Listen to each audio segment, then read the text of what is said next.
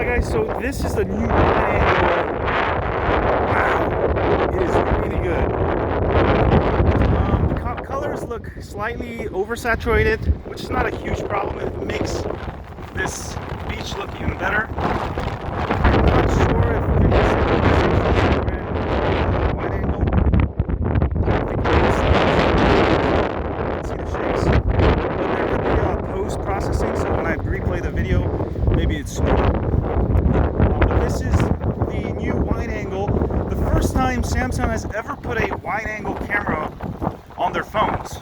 And LG has always done that since LG G4, which is 4 or 5 years ago. And Samsung has finally caught up and gave us wide angle, alright, which is one of the reasons I love using my LG phones. But now I can do it the same.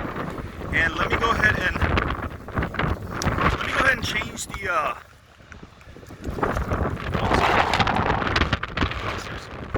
let me go ahead and change the lens here. So this is wide angle, and this is normal camera.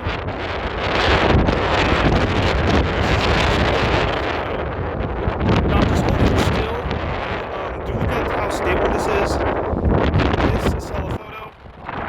This is normal, and it seems very shaky when I'm recording, so I'm not sure if it's corrected in post. And wide angle. Wow.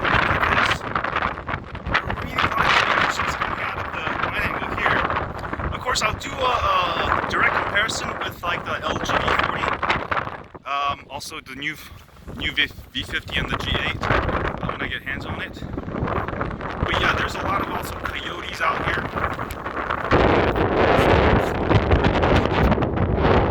So the telephoto, like sort of see what's going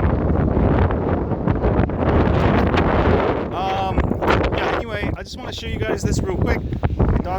My dog keeps pulling me. Oh, it's so beautiful. The colors are real beautiful out here.